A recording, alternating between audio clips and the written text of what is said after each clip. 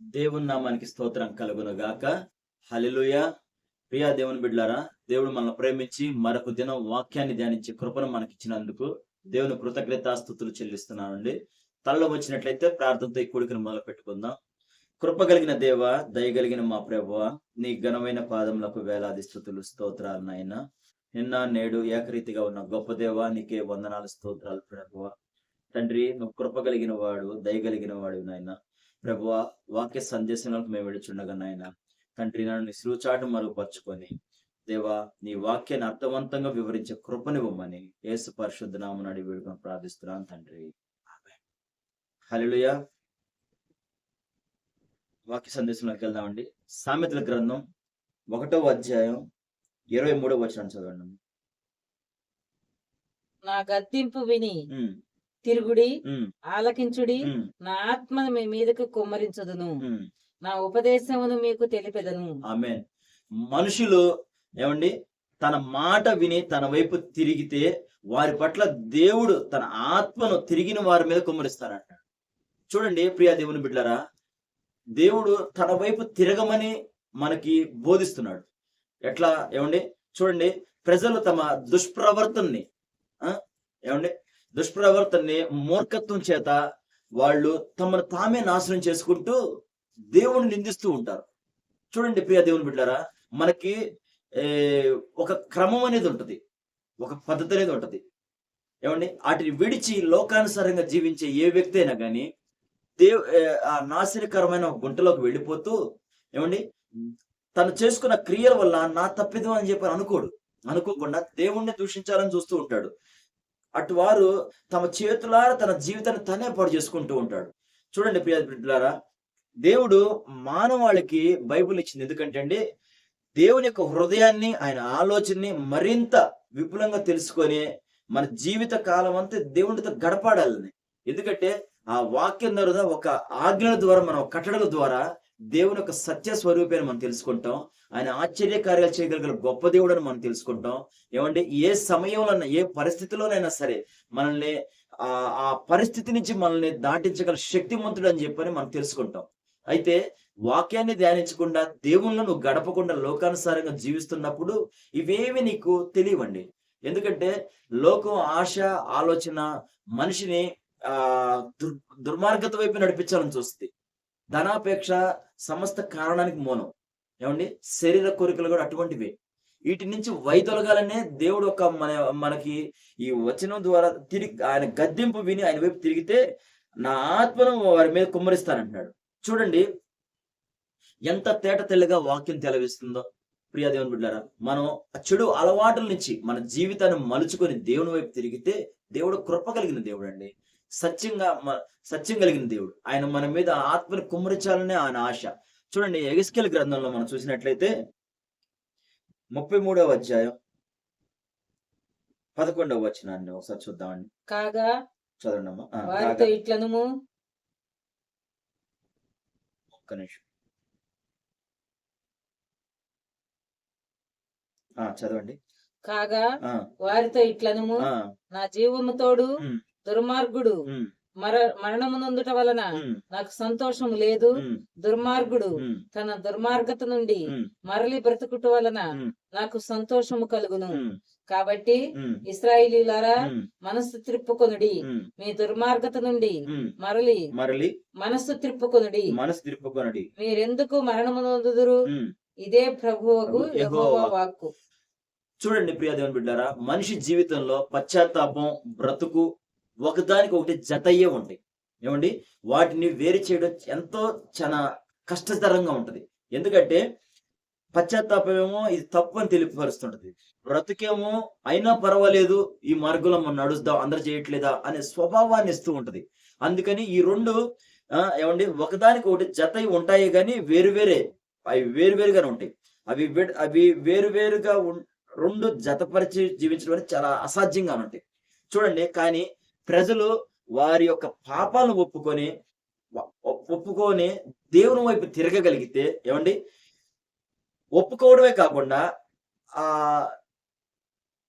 ఒప్పుకునే మాత్రమే కాకుండా చాలా వాటికి మనస్ఫూర్తిగా వాటిని దేవుని వైపు వాళ్ళ యొక్క మనసుని నిలకడగా నిలుపుకునే మార్గం వైపే ఉండాలి. ఎందుకంటే ఈ వాక్యం మనకు దేవుడు తెలవేస్తున్నాడు. దుర్మార్గుడు దుర్మార్గత వలన చనిపోవడం నాకిష్టం లేదు.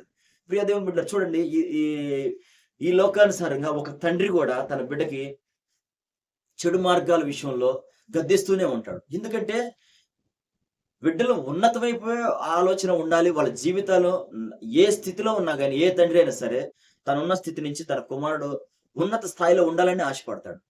ఎందుకనండి? ఎందుకంటే బిడ్డల మీద ఉన్న ప్రేమ అటువంటిది. ఒక మనుషుడిగా నీ నీ మీద నీ తండ్రికి అంత ఆసక్తి నీకు ఉన్నట్లయితే చూడండి, నిన్ను తల్లి గర్భం రూపింపక మునుపు నుంచే దేవుడు ఎరిగిన దేవుడండి. నీ చివరి అంతిమ యాత్ర మట్టుకు నిన్ను కాచి కాపాడే దేవుడు. అటువంటి దేవుడికి నీ పట్ల ఎన్ని ఉన్నతమైన ఆలోచనలు ఉంటాయి. ఏమండి? చూడండి ఆ మాటలు, ఆ చనిపోవడం, దుర్మార్గుడు దుర్మార్గతో చనిపోవడం నాకు ఇష్టం లేదు. దుర్మార్గుడు దుర్మార్గతను మరలి బ్రతుకుట దేవునికి ఎంతో సంతోషాన్ని ఇస్తాయంట. ప్రియా దేవుని బిడ్డారా, నాకు తెలిసి ఒక వ్యక్తి ఉన్నాడండి. తన తల్లి ఎంతో ప్రార్థనా పరురాలండి. నిత్యం ప్రార్థన ఉంటుంది తన జీవితంలో. అయితే తన బిడ్డ తనకు వ్యతిరేకంగానే జీవిస్తూ ఉంటాడు.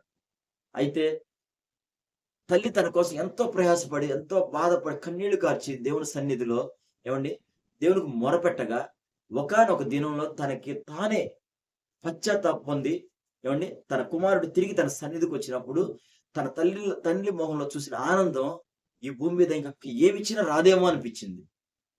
ఒక తల్లికే తన కుమారుడు దుర్మార్గత నుంచి తిరిగినప్పుడు అంతే సంతోషం కలిగినప్పుడు దేవుడు ఇంకా సంతోషిస్తాడండి. ఎందుకంటే ఒక పాపంలో నుంచి ఒక వ్యక్తి రక్షింపబడ్డాడు అంటే దేవుని యొక్క ఆలోచనలు ఆ బిడ్డ వైపు ఇంకా ఎంతో ఉన్నతంగా ఉంటాయి. అయితే ఆ ఉన్నతమైన ఆలోచనలు కనిపెట్టే వారిగానే ఉండాల. చూడండి, మనం 1 తిమోతి గ్రంథం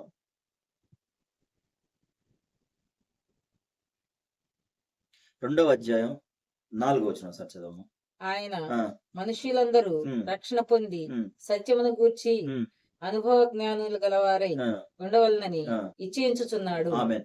ప్రపంచంలో ఉన్న అందరి గురించి అండి, అందరి కోసం దేవుని యొక్క ఉద్దేశం ఏమిటంటే క్రీస్తుని గురించి సత్యాన్ని ప్రతి ఒక్కరు తెలుసుకోవాలనే ఆయన యొక్క ఉద్దేశం. ఏమండి?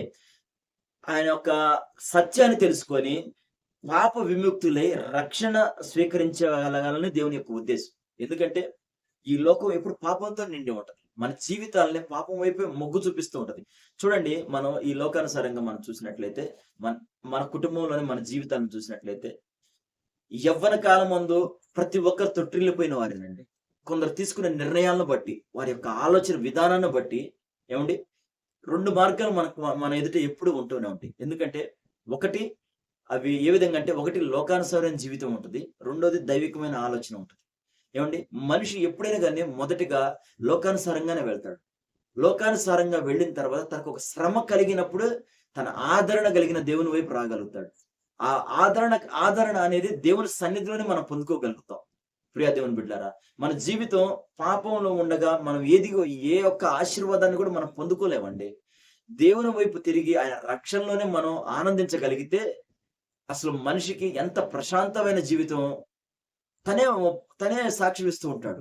ఎందుకంటే ప్రతిదినం ఈ లోకానుసారంగా ఎవరిని మోసం చేద్దామా అనే మనుషుల మధ్య తను నివసించి ఉంటాడు గనక అవే చూసి అవే జీవితం అనుకుంటాడు. కానీ ఒక్కసారి గనక క్రీస్తు తన వాక్యం అనే తన హృదయంలో గనక నాటబడితే ఆ దేవుని ప్రేమ అనేది, అది నువ్వెంత వెలకట్టినా అది చూడలేవు.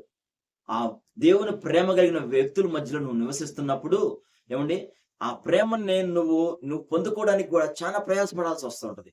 చూడండి, దేవుడు తన దుర్మార్గత విడిచి తన వైపు తిరిగితేనే తన ఆత్మ కుమ్మరిస్తానంటున్నప్పుడు, అదే సామెతల గ్రంథంలోనే మన మూలవాక్యం కాడికి వచ్చినట్లయితే, సామెతల గ్రంథంలోకి రండి, 1వ అధ్యాయం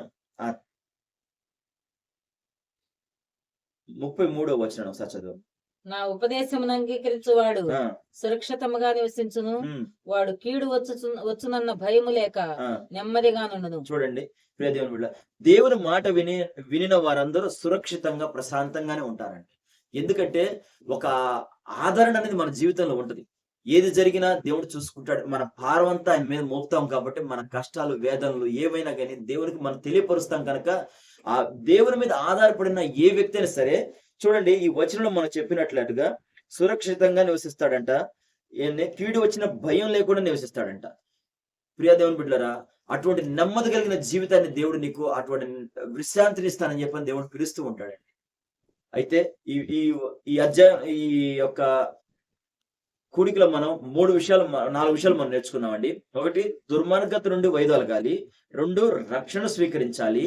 రక్షణ స్వీకరించిన వ్యక్తికి, దేవుని వైపు తిరిగిన వ్యక్తికి దేవుడు తన ఆత్మను కుమ్మరిస్తానంటున్నాడు. ఏమండి?